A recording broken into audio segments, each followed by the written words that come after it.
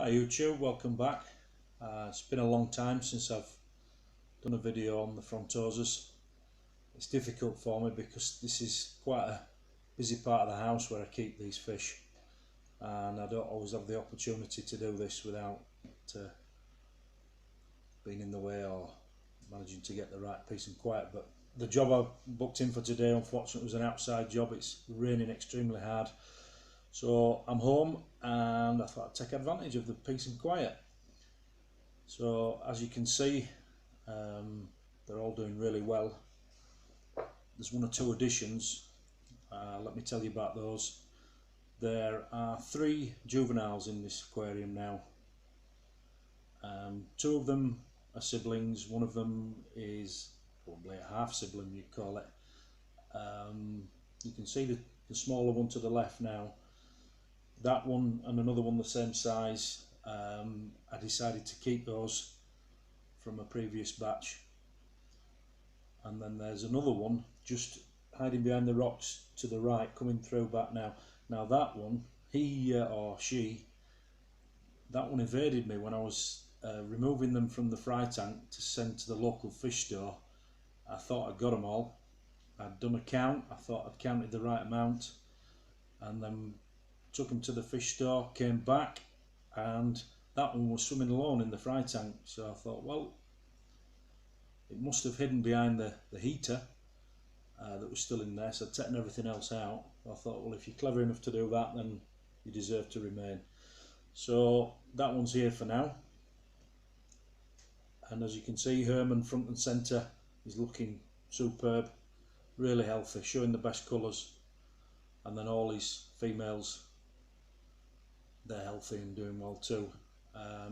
Since the last video I've had a few batches, and at the moment I'm just growing some fry out. I'll show you those in a little while. Still feeding him on the same type of food, so as stated before in previous videos, it's bloodworm, mysis, brine shrimp, krill, fresh shrimp and cooked shrimp, which I'm going to give them some now. See you let them feed, let you see me feed them, but I did feed them before I set off for work this morning, so I don't know how hungry they'll be, but by the looks of them they're up for it, so I should put that in a minute. You can see them feeding. As you can see, the decor is Texas Holy Rock, which I've got in a position where there's caves for them, which they obviously like. As you know, they're cave dwellers in Lake Tanganyika. So that's how I've got it at the moment. You've probably noticed that I do shift things around and change things around. I do sometimes have the ceramic caves in, which they like, but I prefer it like this. It looks a little bit more natural. And unfortunately, the plants are plastic.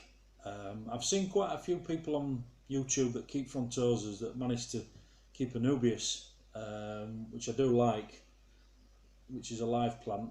But Herman, he really enjoys ripping the shreds out of any live plants that I put in there. He just tears them to bits. It's his hobby. He has a go at these, and he has even tore some of the artificial plant. I managed to get some Anubius looking type artificial plants from my local fish store, and I was pleased when I put them in, and he decided that he wanted to rearrange it all and rip them apart. I don't know if it's just my Frontosa. I do see other people on YouTube that keep Frontosa with live plants, but I just can't seem to keep Herman from chewing them.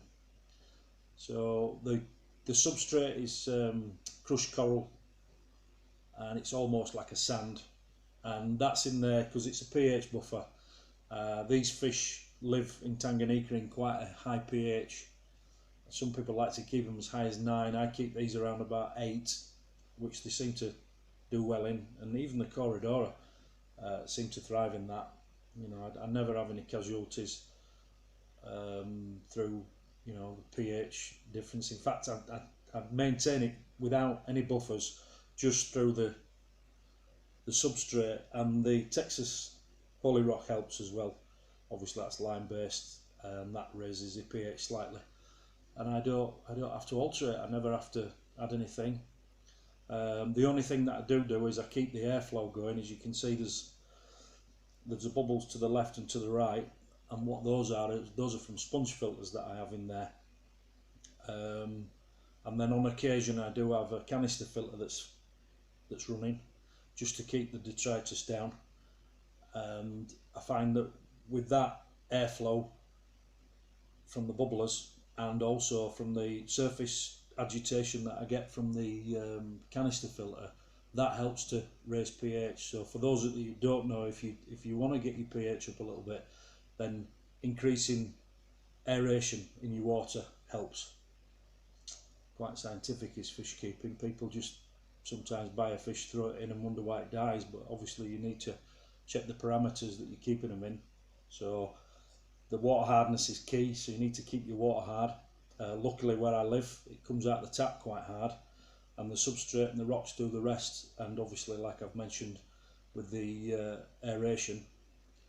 The other thing is temperature. I keep these at 28 degrees. I used to keep them around about 26, and then I notched it up slightly, just a little bit at a time, until over a period of a week I got it up to 28, and that's when they started reproducing. That's over a year ago now. So I've maintained 28 degrees, and they love it. They absolutely just keep on producing young, and it fascinates me every time it happens. There's one particular female that's more prolific than any of the others. All these females have held.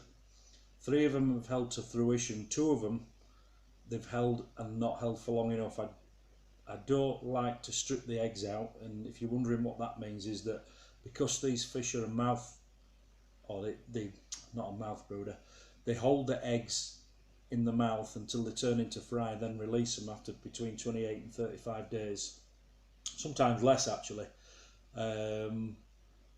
What I've found is that I have 3 females that will hold full term. 2 of the females, they sort of hold for about a week, and then after that they spit them out, or they swallow them. I don't know which, because I've never seen. Some people strip the eggs quite early on after 5 days. I prefer to leave them in there for 18. The female that's front and centre now, she holds full term. She's absolutely fantastic. She just holds them, and then a couple of days before she's due to release them, I can see her activity. She's looking for somewhere to release them, so I catch her, I put her in the fry tank, and then within 2 days she's released them. And you know, people say that fish don't have a memory. She doesn't seem stressed or perturbed by this. I release her back into the main aquarium, and then she's feed straight away. So the one on the bottom right hand side now that you see, she's not held to fruition. She's never held past a week, but she's only held two clutches or 2 batches. So I'm just going to let it ride and see how things transpire, because like I previously stated, I'm not in this for profit. I do it for a hobby. The fry that I get, I pass on to my local store, and through that maintains my hobby. So there's no profit in it, it's just it maintains itself, and that means I'm not getting any hassle off the wife about how much my hobby's costing. So there are pluses, apart from the fact that it's great to see them. Okay, so what I'm going to show you next is these eating the prawns that I've got for them. Looks like they're ready for a feed again. Always hungry. Yeah. That didn't last long, but I didn't want to give them too much, because like I said, they were fed a few hours ago before I left for work. And there's 1 or 2 smaller ones in there, so the juveniles will get their feed as well. There you go.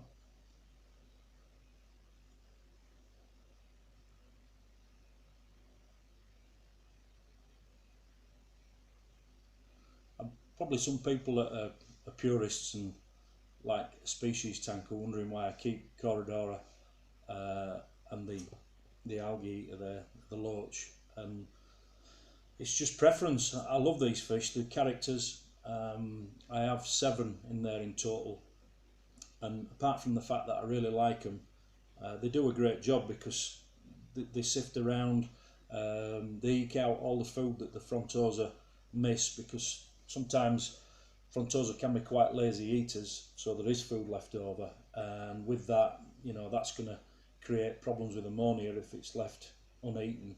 And what I find is that the corridor out like little vacuum cleaners, and they get into the nooks and crannies, and they tend to clean up.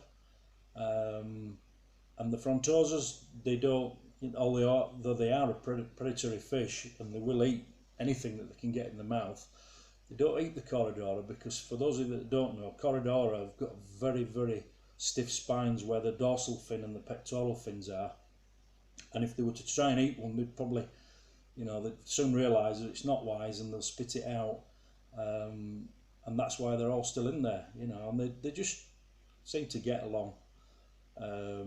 Every now and again one of the Frontosas might ask one of them to move politely with a little nudge of its snout, but the rest of the time they just seem to just cohabit, so that's why they're in there. Okay, so the next thing I'm going to show you is the fry that I've got on at the moment.